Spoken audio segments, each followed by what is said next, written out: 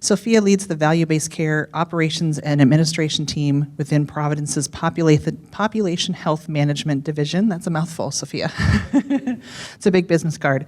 Supporting value-based care model development, implementation, and performance across all Providence regions.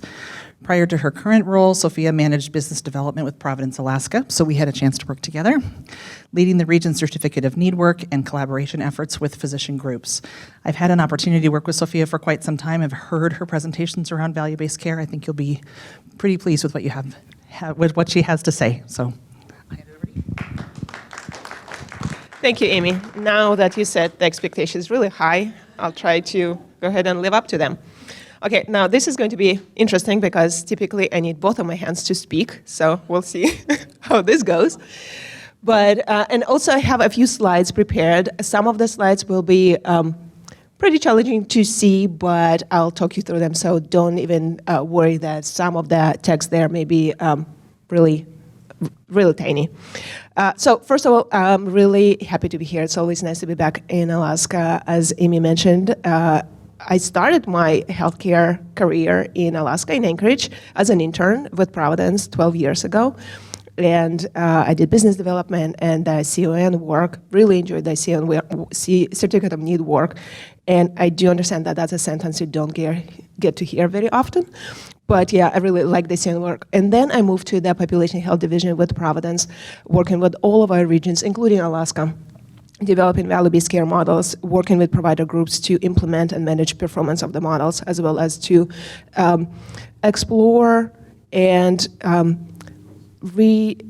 not so much redesign, but rethink our value-based care revenue recognition, which is very different than fee-for-service revenue recognition when it comes to budgeting, forecasting, and so on. So really happy to be here and have this discussion with you about value-based care.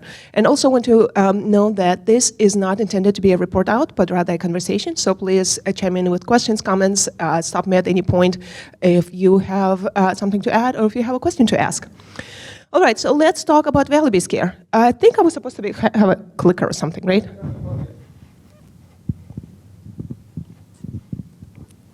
All right.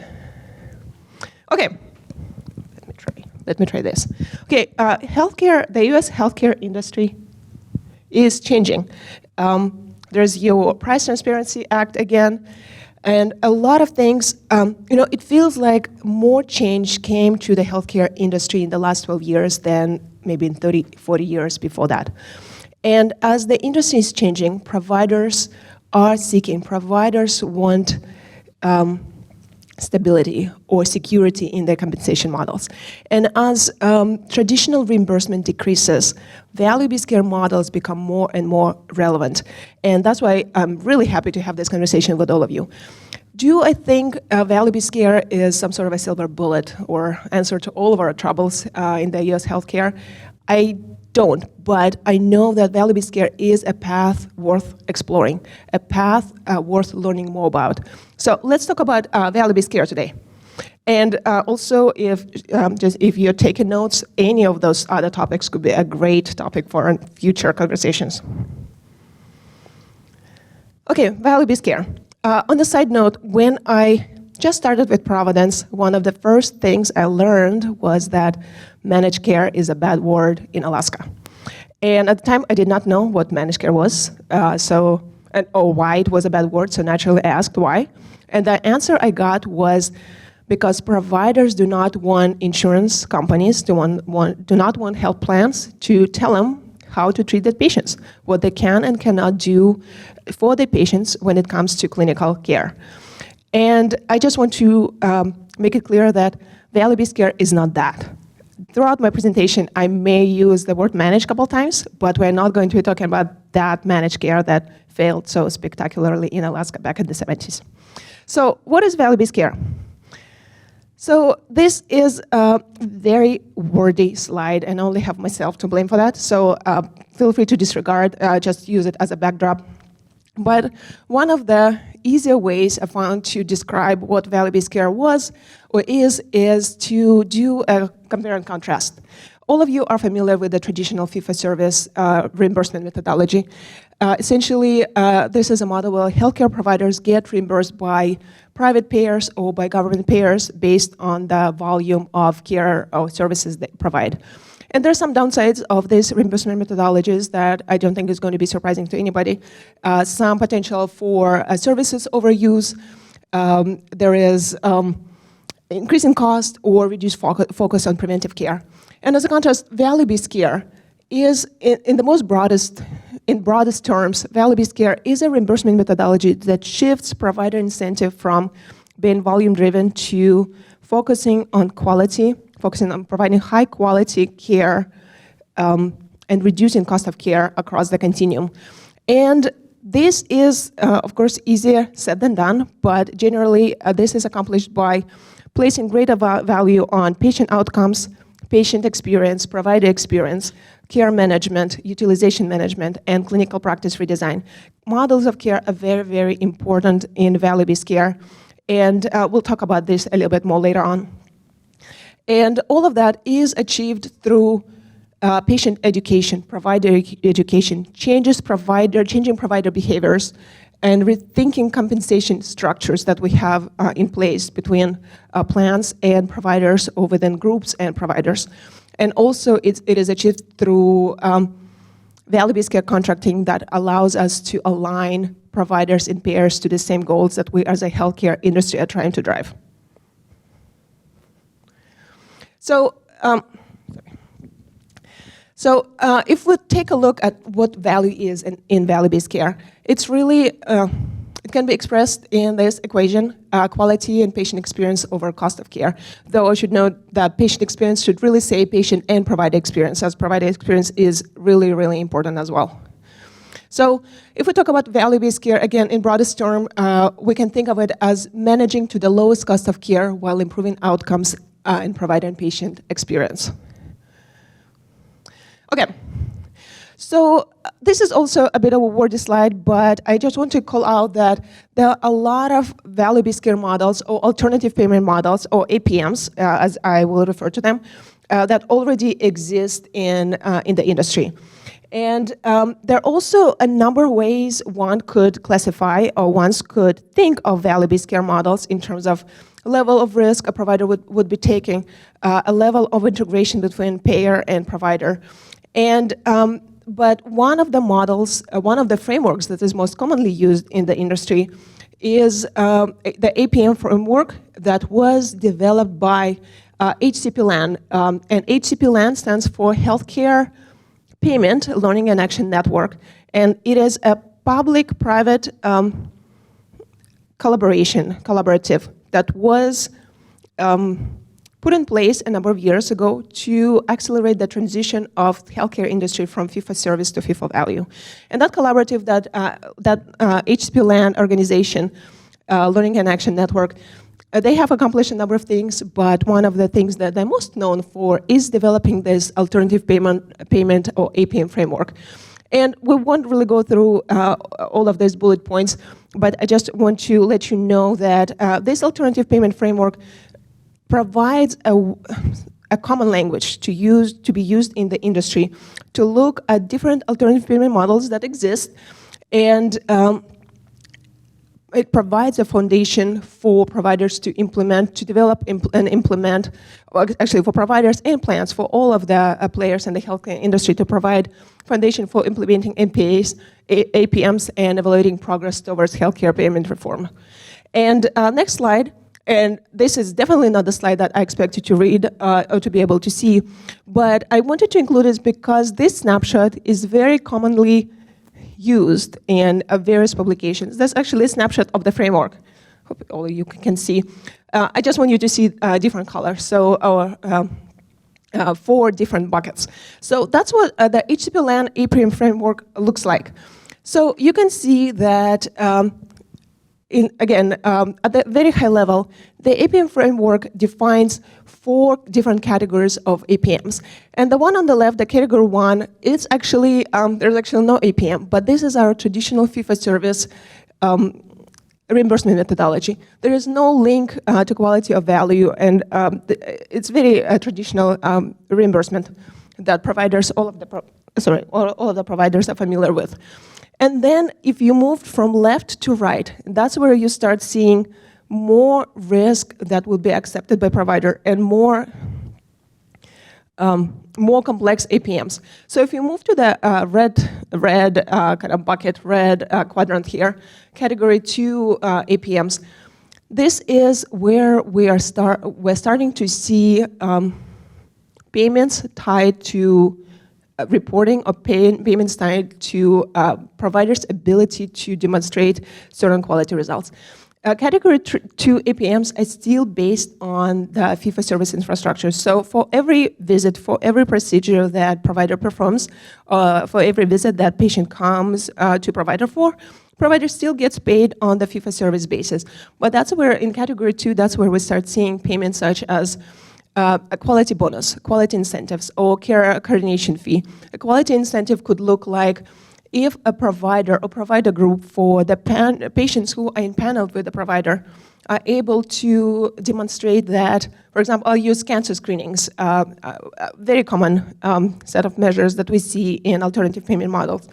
An example of the model would be if provider is able to demonstrate that for the membership, for the patient panel that they have, they are able to get to, say, 70% compliance on breast cancer screenings and 70% compliance on colorectal cancer screening, they would be earning a quality bonus from the payer. So again, there is no target, there is no focus on cost of care yet, but that's where we start seeing focus on quality. And then maybe I just should just stop walking around, getting out of breath here. Then if we move to category 3 APMs, and whereas they're also built on the fee-for-service architecture infrastructure, and still for every visit, for every procedure that physician provides, they still get paid on the fee-for-service basis. But that's where we start seeing sharing of surplus and sharing of risk between the payer and a provider. And that's where we see shared savings APMs and shared risk APMs. And later in our presentation, we'll have a couple of examples to see how savings could be generated before they can be shared. Because knowing that this APM category is based on fee-for-service infrastructure, it may not be straightforward where the savings are coming from. And then when you go to category 4, that's the category 4 or population-based payments. This is where we are seeing providers taking on the most risk out of all 4 categories of APMs here. That's where we see bundles, that's where we see capitation payments, that's where we see integrated finance and delivery systems. Thinking, for example, Kaiser would fall into that category. So this framework provides a pretty broad overview of all of existing alternative payment models. And I also should point out that looking at the variety of alternative payment models in the industry, not all of them fit nicely in there. There are always caveats. There are always some nuances to existing models. But most of the models could fit in one of more or less in one of these categories. And also, I would not be surprised to see if the framework would get expanded and updated as the time passes to allow for the inclusion of new and emerging payment models. And I lost my clicker. Oh, there it is.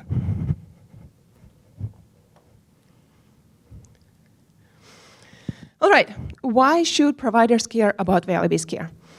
So I'll give you a piece of data. So in 2021, 41% of all US healthcare dollars involved alternative payment models, including quality bonuses, including shared savings, shared risk, bundle payments, and other models, other payments, other revenue streams. That is 23% increase over 5 years. And there is no indication, and that's for all of US healthcare, not Alaska necessarily. And there is no indication that that trend would change, would stop anytime soon. So learning about value-based care now would allow a lot of providers to practice value-based care in the risk-free environment while it still can be risk-free. So it is also not inconceivable that value-based care and alternative payment models would be at some point forced on the providers by government payers or by private payers. So as we know, the existing reimbursement methodologies and healthcare costs, they are not sustainable. And reimbursement landscape is changing. And as I mentioned already, learning about value-based care now, exploring value-based care now, allows providers, while still being in a risk-free environment, to figure out what kind of muscle they need to build in the quality management space, in the utilization management space, in the care coordination space, or maybe a risk recapture space. And also, why should providers care about value-based care? As we had a conversation earlier today, value-based care prioritizes patient-centered care models and emphasizes whole person care. Value-based care is the right thing to do for a lot of patients that we see in our facilities, in our clinics. And also, I want to call out that it may be a misconception in some places that, well, value-based care does not mean necessarily narrow networks or lack of choice. Patients can still have a choice where they seek care, and value-based care models can still drive focus on patient-centered care, focus on whole person care without limiting the choice that patients have. And also, consumers are increasingly more educated on their choices. They do know more now about value-based care, what they want from their provider relationship, and they do tend to focus on outcomes and providers who are able to drive those outcomes. All right, so it is out of scope for this presentation, diving deep into provider compensation structures, and we won't be talking about RVUs, and we won't be talking how provider compensation could be structured within a medical group, for example. But I think I might have mentioned that earlier. In my experience, incentives who are most impactful, again, are those that are closest to the clinical decision maker. To be successful in value-based care, provider needs to be empowered. And provider empowerment starts not at the time when contract is in place, not at the time when provider is supposed to perform to a certain target, but it starts a lot earlier. It starts with model development, and it starts with understanding what kind of model will be right for a particular provider or provider group. Again, kind of going back to the conversation we had earlier, within the same community, you may have providers who are in very different places in terms of their readiness for value-based care. Based on the infrastructure they have in place, based on the type of panels they have, based on even neighborhoods they serve. So it's very important to engage providers and empower providers early on, actually going back to as early as, again, model development. So we're going to take a look at couple examples of what a value-based care contract with a provider group could look like. And we're also going to talk a bit about the performance levers that providers have that would allow them to be successful in value-based care. So 2 models, and I'm going to be using, if we go back to this framework, I'm going to be using models from Category 3 APM, shared savings and shared risk models. I'm not going to use Category 2 because it's pretty simplistic. A lot of providers who have those models, they don't even need to do anything. You know, some providers, some medical groups, they may just sign the agreement, and if they earn something, they're happy. If they don't earn a quality bonus, no big deal. They still get the compensation on the fee-for-service side. But with the Category 3 APM, again, that's where we see an opportunity for providers to earn shared savings or sometimes take on downside risk. And this is, if we go from traditional fee-for-service, pure fee-for-service, to all the way to Category 4 APMs, this is the first category, Category 3, where cost of care targets become important. When providers begin being measured on the ability to manage the utilization well and to manage the total cost of care spend. So we'll go back to our models. All right. So the first model, and I put it here as Medicare Advantage plan. It does not have to be Medicare Advantage plan. It could be, actually in some states we see it as managed Medicaid, but it could be any model that is based off of premium funding. Medicare Advantage is based on premium. Managed Medicaid could be based on premium. But the way the shared savings are generated in this case is that a provider, and again, by provider, I don't necessarily mean an individual provider. It could be a group provider. It could be a network. They would be allocated a certain amount of funding to a certain percent of total plan revenue would be dedicated to cover the cost of care for patients who are impaneled, who are assigned or attributed to the medical group in question. And here you see a few stars that I added to the slide. Stars indicate elements that are negotiable between plans and providers. That's where the input from providers is very important. So it's not something that just is given to a medical group, it's not just something that's given to a provider. It's something that indicates a conversation needs to happen between a payer and a provider. So again, if we're talking about a value-based care incentive, value-based care contract that is based on percent of premium that is allocated to take care of the patients. So this percent of premium will be used to pay fee-for-service, will be used to pay for care provided to impaneled patients on a fee-for-service basis. And that care will be covered regardless of where the patient seeks care. So if you think about it as really a bucket of funding, a bucket of money that a plan allocates, a plan or a payer allocates to take care of healthcare needs for a particular membership.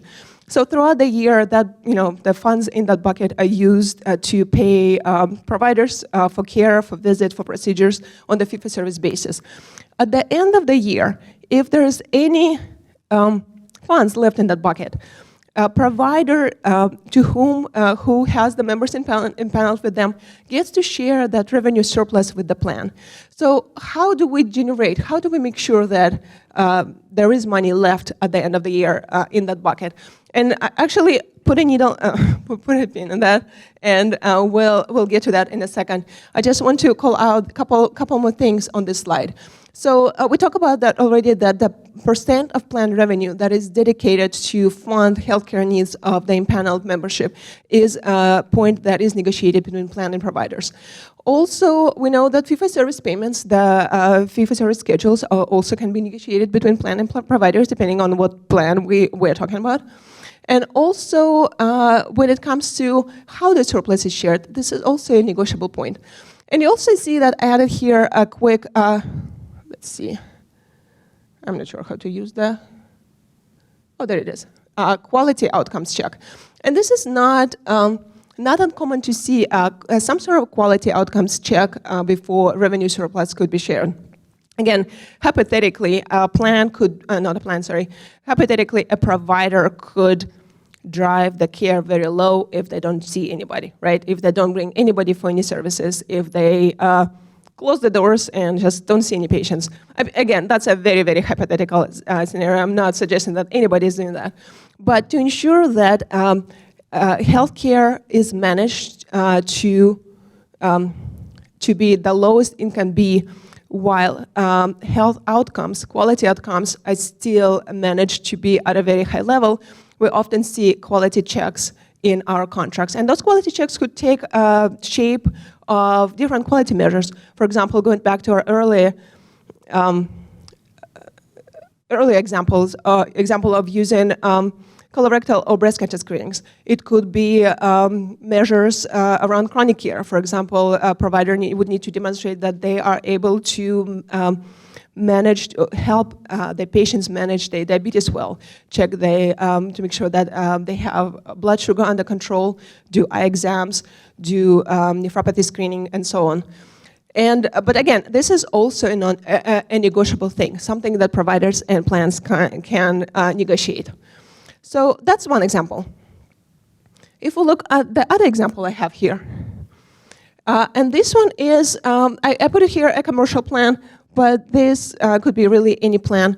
And this could come very handy when we work with self-insured organizations as well. An organization that tries to manage the cost of care for the employees, for the members. And if we don't have premium funding for our population, but we always have our past experience, our baseline cost. And cost of care target could be set based on the baseline cost that could be trended forward, to incorporate any projected changes in utilization or changes in unit cost increases if we know that prices on the fee-for-service side are going to change next year. But again, the baseline, the cost of care target, is negotiable between plans and providers.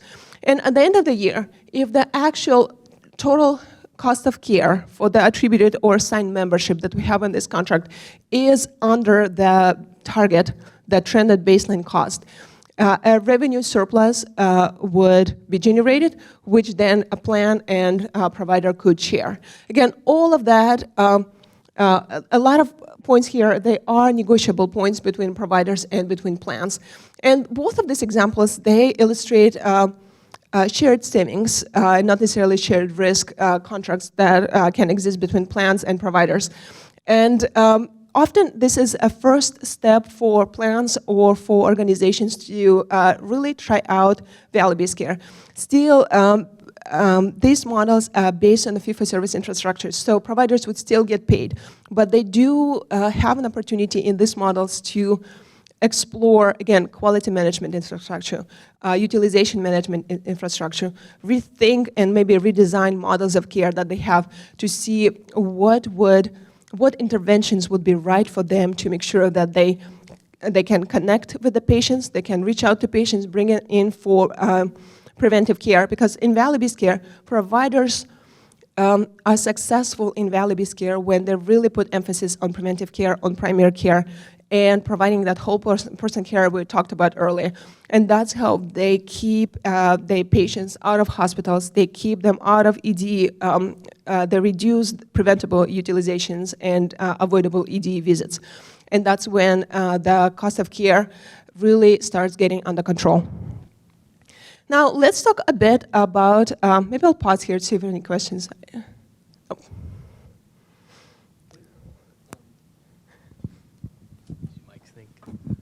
The difference, I guess, between this slide and the last slide on, could we go to the last slide? Okay, so healthcare revenue for impaneled members, and then the next one, projected total health cost. Okay, I was trying to see the difference between the two. Thank you. Yeah, I can address that, and it really has to do with how the healthcare is funded. So the first model we looked at, this is based on premium revenue. And I know we don't have Medicare Advantage in Alaska, but in where we do have in regions, in states where we do have Medicare Advantage plan, a plan would have a certain amount of revenue paid by CMS to the plan to take care of the membership that they take risk on.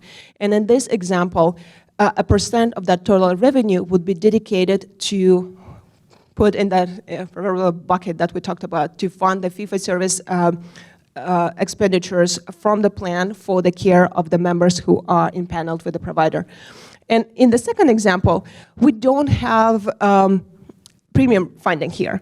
And here, when we don't have premium funding, we may think of a self-insured large employer that they don't really operate with premiums, but they do know what the budget is. They know what the cost of care was last year, the year before that. So they do have some baseline that they want to work off of. And they set a target based on that baseline that, again, could be trended forward to set a cost of care target. So the biggest difference here is how the target is set, whether you are targeting certain percent of premium that is allocated for the membership, or you are targeting improving the cost of care experience over the baseline. Did that help? Okay. All right, so let's talk about provider performance levers. If we go back to the conversation, how we empower providers and what performance levers providers have at their disposal to be successful in value-based care contracts. First and foremost, and I don't think it will be surprising to anybody, accurate coding and documentation. Really coding accurately and coding to the highest degree of specificity is critical to capture risk of patients accurately. In a lot of value-based care contracts, and frankly, this is what you want to see in value-based care contracts, you want them to be risk adjustment. Different providers, similar provider groups, let's just take two primary care groups. The makeup of the patients from the standpoint of the healthcare needs may be very different. They may be attracting different populations, they may be operating in different parts of town, but the risk of patients, risk of the panels, collective risk of the panels may be very different. And it would not be fair to expect them to manage the cost of care to the same level, because patients with complex needs, with multiple chronic conditions, they will have greater healthcare needs. So coding and documentation, something that is done at the point of care, as well as in pre-visit and post-visit chart review activities, that really allows providers capture risk of the populations accurately, and then through claims communicate that risk to payers. So this is one of the biggest levers of performance improvement, or levers that would allow providers to be successful in value-based care, is coding and documentation. Also, addressing quality outcomes. Addressing quality outcomes is, as I keep repeating to my team, is a team sport. It's not just about figuring out who your patients are. It's not just about figuring out what their healthcare needs are, who's eligible, say, for colorectal cancer screening, who's eligible for biological, I mean, of right age, of right healthcare history. Who within your panel has, for example, diabetes that needs to be managed. It's not just about outreaching to patients and bringing in scheduling. It's all of those things, right? It's knowing your panel. It's understanding the healthcare needs. It's being able to connect with them and bring them in for a visit, whether it's a virtual visit or in-person visit, and addressing the care gaps and also documenting. So all of that, addressing quality outcomes effectively, requires certain infrastructure, whether it's a team-based approach to providing care, or whether it's particular outreach resources, or even data exchange resources that need to be established. Data exchange between plans and providers is super important, because in a lot of value-based care contracts that you'll see in the industry, sometimes patients who are assigned to a provider, for example, in managed Medicaid value-based care contracts, we see that they may not be necessarily established with that provider. And being able for a provider to know who their patients are, so that they could reach out to them and establish and bring them in, is very important, which is nearly impossible to do without establishing data exchange. Now, managing referral patterns is also a lever of provider performance, a lever that providers have at their disposal, and thinking about where they refer, finding the right partners for them in the community, referring to the providers whom they know are high-quality providers, who drive outcomes, who work together to improve outcomes, and managing referral patterns for both in the ambulatory side and actually for facilities, for post-acute utilization is super, super important. And this is something that is, this is an important level of provider performance that we have in value-based care.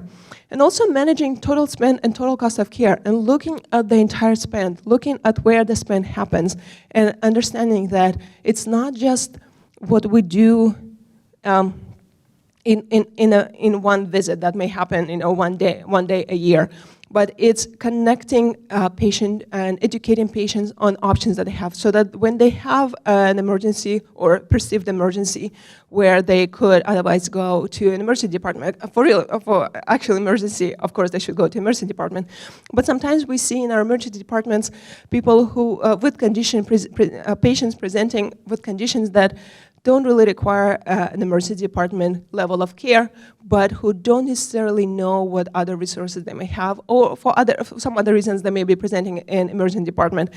And from team-based approach on primary care level, for example, or from a network perspective, when we do collaborate, when we see providers collaborating primary care with specialists to figure out what's the best way to engage every patient on our panel to make sure that they are aware of what resources they have available to them, and really thinking about total cost of care and cost of care broadly.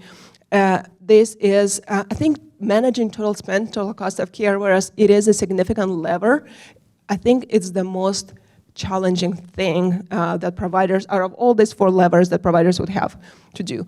Coding and documentation, it's super important, but we know what needs to be done. We know from a provider standpoint that we need to, again, code accurately and to the highest degree of specificity.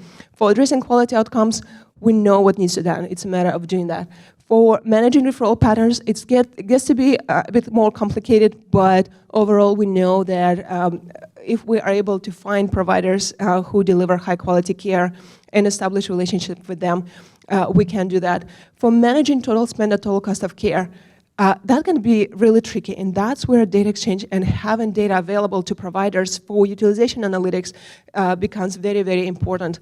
For example, when we look at the total cost of care in different parts of even the same community for different providers, cost care drivers of cost of care can be very different.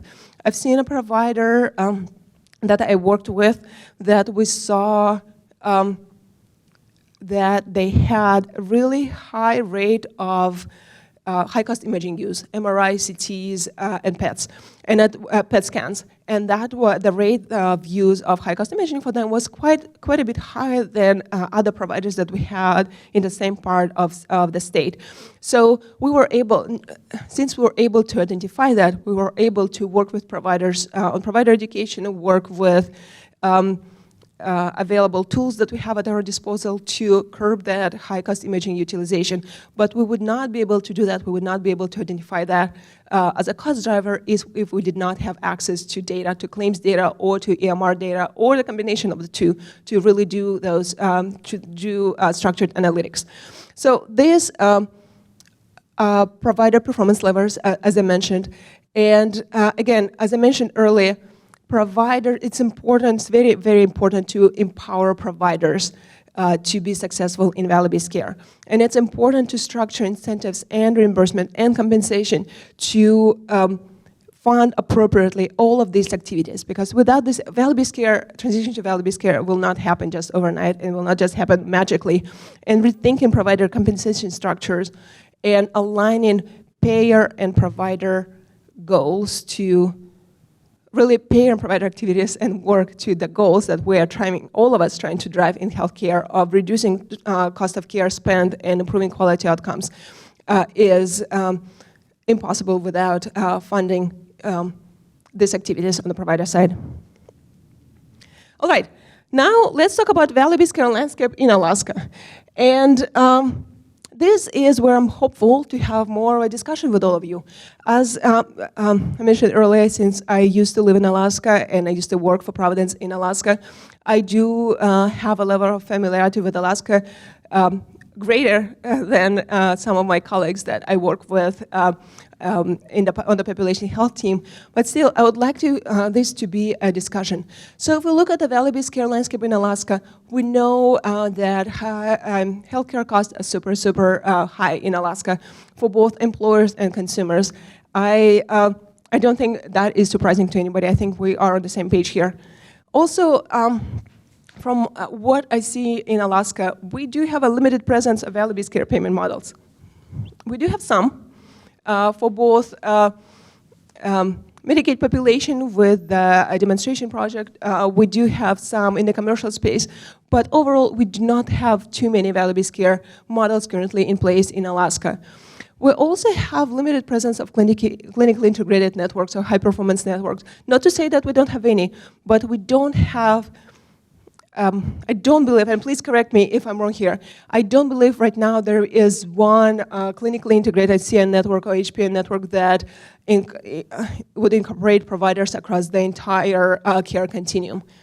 Also, we don't have Medicare Advantage plans. In Alaska, at least, there weren't any last time I checked, which was 2 weeks ago, and no managed Medicaid programs.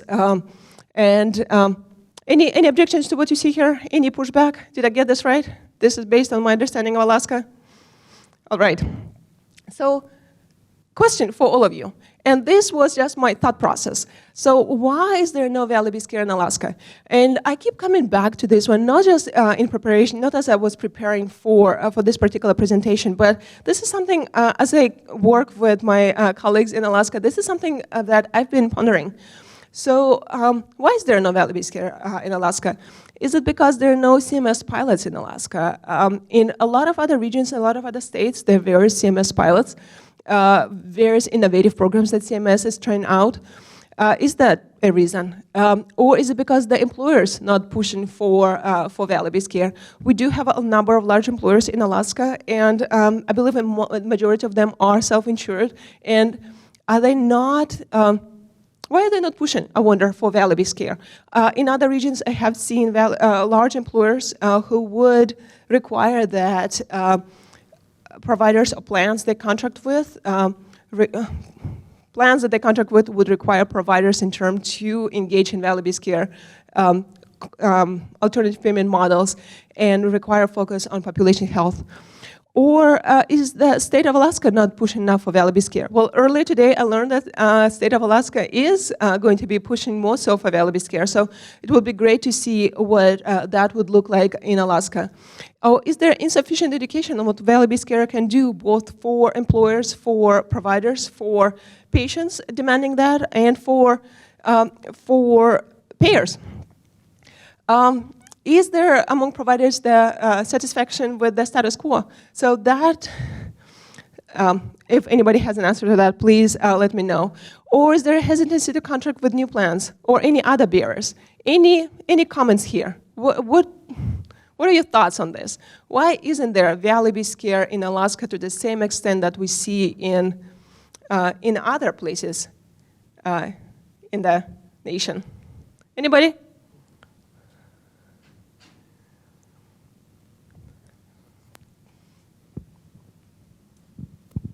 For Providence Medical Group, the biggest barrier we're seeing is the satisfaction with status quo and hesitancy to contract with new plans.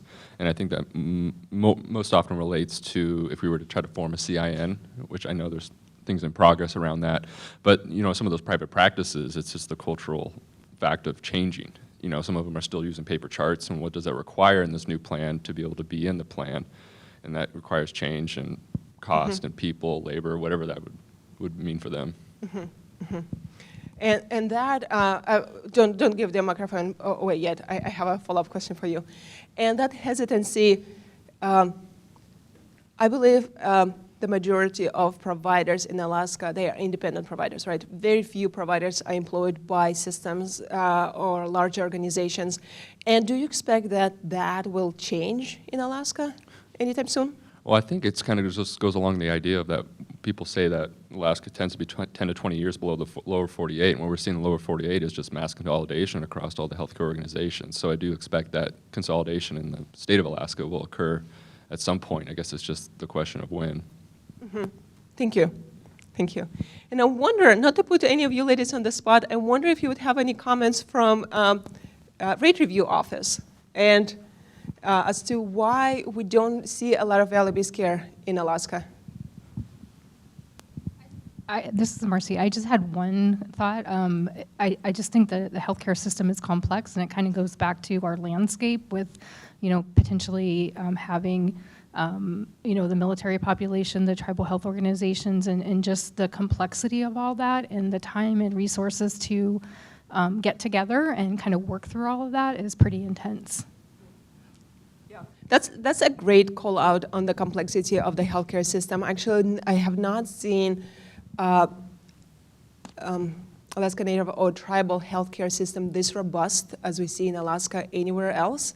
And it's certainly, and since different reimbursement methodologies are used for Alaska Native healthcare system, that definitely adds complexity, and also with very high percentage of military independent population in Anchorage specifically, and in Alaska overall, it adds another layer of complexity. And actually, anytime I tell anybody about the landscape, healthcare landscape in Anchorage, anybody, people that I work with, and I describe the 4 hospitals that we have and how different they are and how different, and what different segments of population they serve. It really blows people's mind about how complex the system is here. That's not to say that healthcare, value-based care model or models, again, since value-based care is not all size fits all. That's not to say that models could not be figured out for the state of Alaska and for providers in the community to really drive the change, to reduce the cost of care spent while improving quality outcomes and improving patient and provider satisfaction. Any other comments?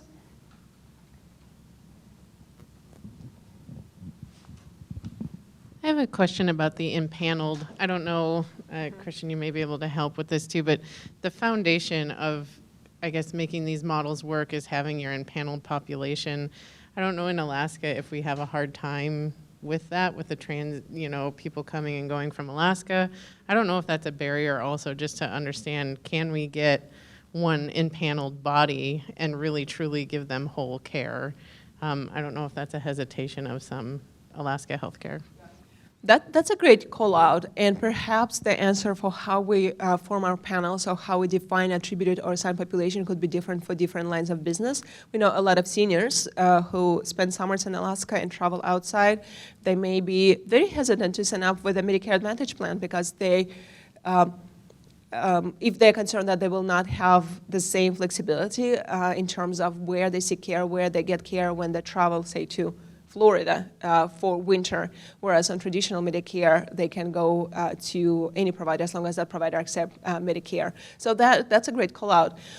For commercial populations, the ones especially with larger employers, even though they may be traveling for vacation, I think most of them would still be pretty much permanently residing in Anchorage. So for commercial populations, we often see attribution is done based on claims history.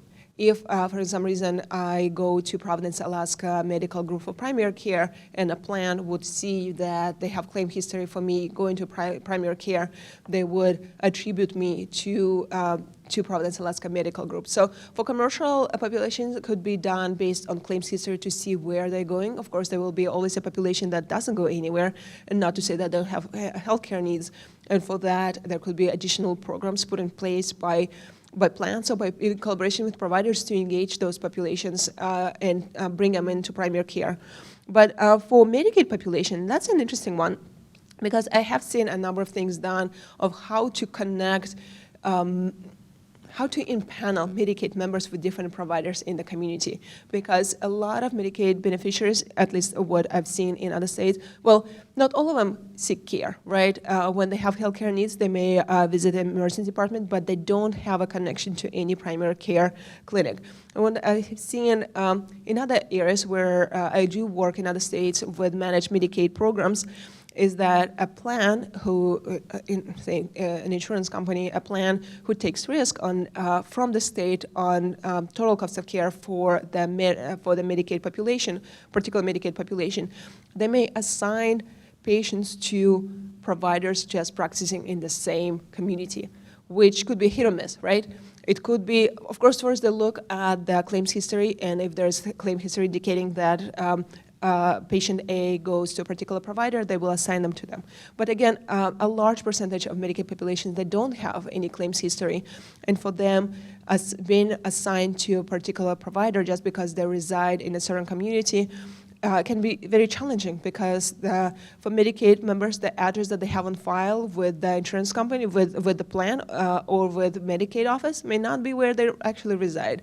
So a lot of work happens actually on the provider side to review the assignment of patients and work with plan to appropriately reassign patients to other providers if we believe we have a good reason to believe that maybe a patient does not reside in this area, maybe they moved out of state, or maybe a patient expressed to us that as a provider that they go see some other providers. So it really requires collaboration between state and the plan and provider to ensure that we have accurate, to the extent that we can get accurate panel panel information, membership information, because we need to know, provider needs to know who your patients are to be able to engage them, to be able to outreach and bring them in for quality gap closure. Again, your immunizations, your chronic condition management, your cancer screenings, and to be able to connect with them to make sure that they have resources available to them to prevent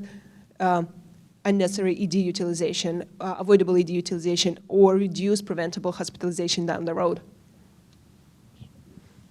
Would that same methodology be true if we had patients that were living in Nome, Barrow, Dutch that had technically had a PCP, but they also come here for other types of preventative care?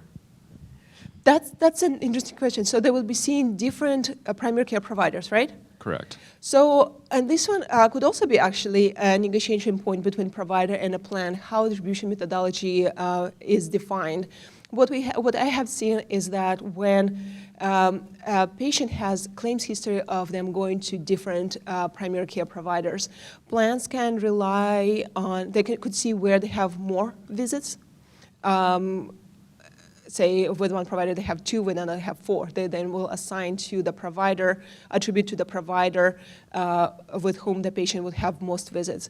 Or they could look at the most recent visit, and plans often rerun attribution methodology on a monthly basis to see what kind of movement happens in the patient population, where they go for care, because sometimes a provider may have an express care clinic or urgent care clinic that may bill under the same tax ID, right? And just looking at the tax ID for a particular provider, without knowing that that was just one episode of care, just one urgent care incident that a patient went there. So it may not indicate necessarily that patient just goes there for primary care. So again, attribution methodology is not something that just set in stone and used for everybody. This is something that plans and providers can negotiate.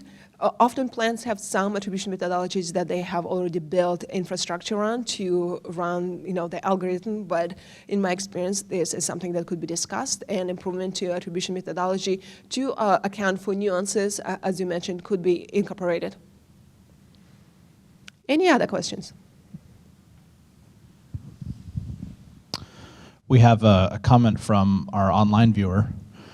Lance says, many Alaskans, especially those on Medicare, are snowbirds. They sign up for a Medicare Advantage plan in their home in the lower 48 and are attributed in their home in another state. This makes them ineligible to be on a second plan up here.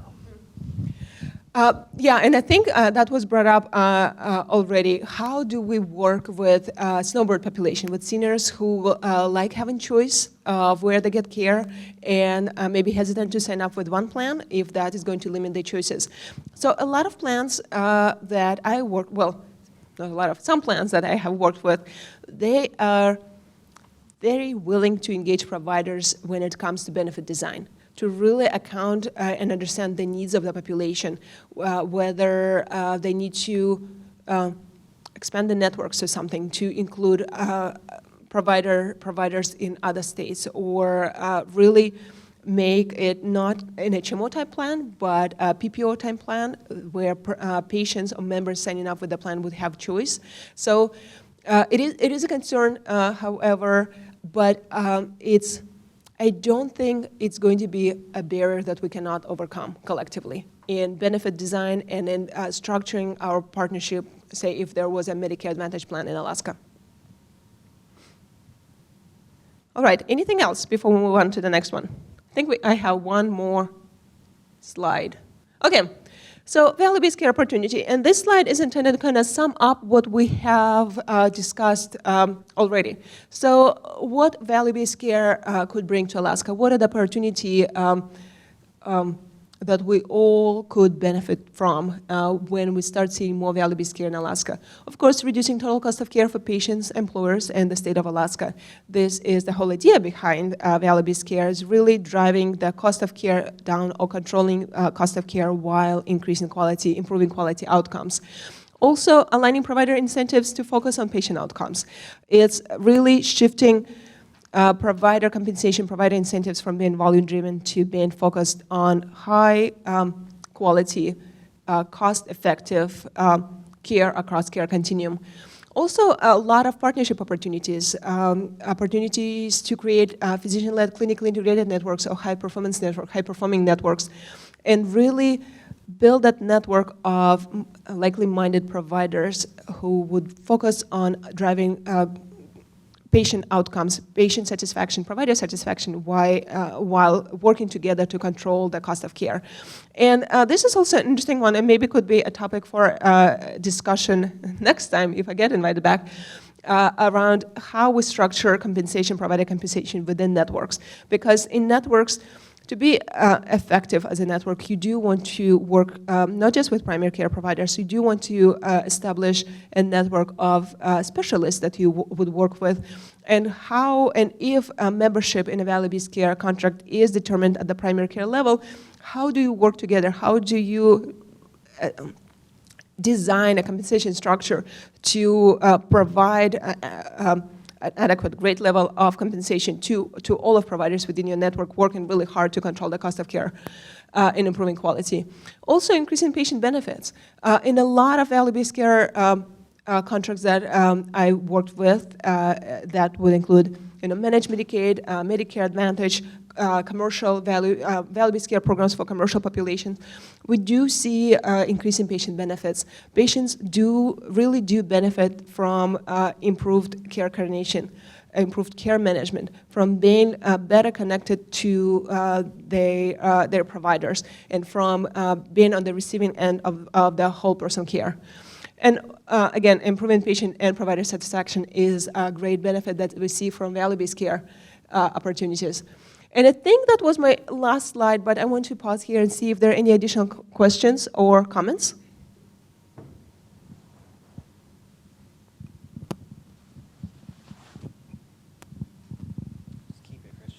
Sorry, there's a lot of questions on this presentation. That's really good.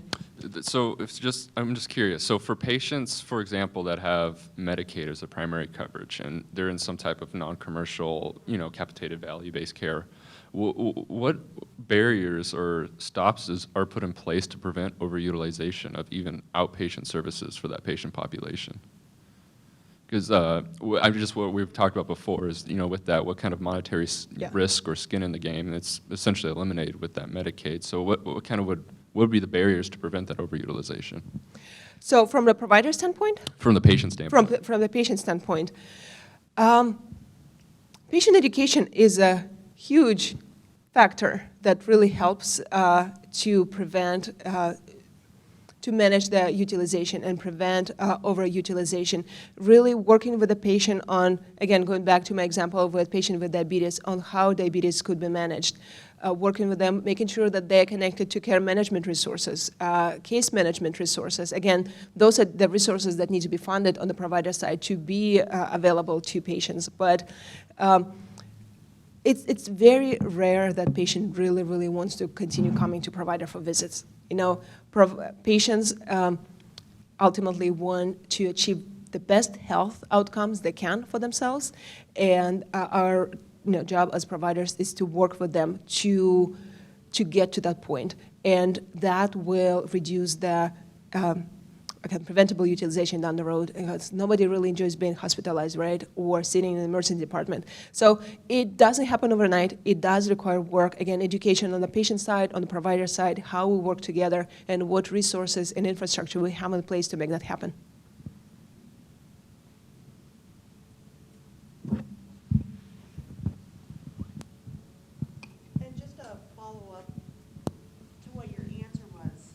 Because I was thinking about this more on the previous slide.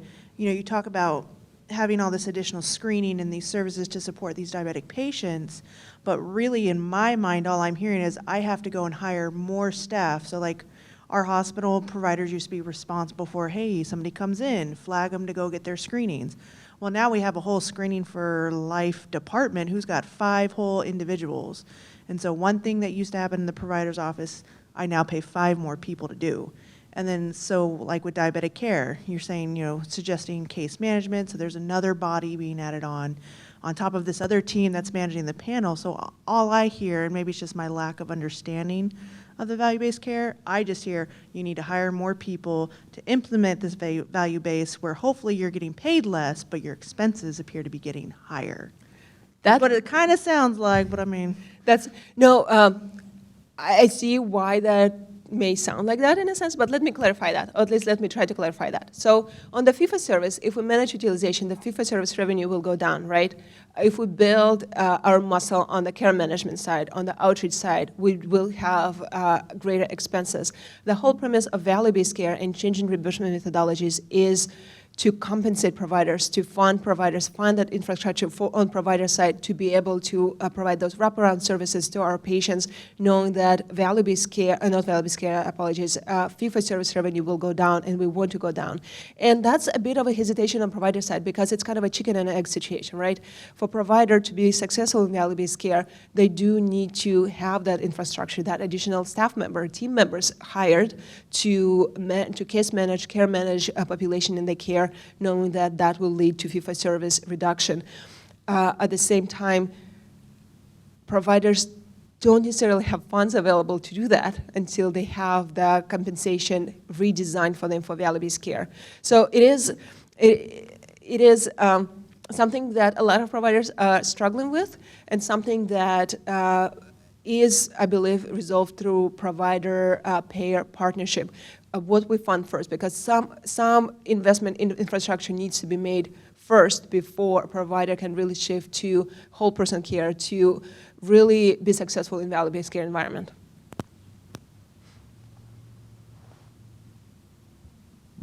All right, anything else? I think I may be at time. I am 2 minutes over.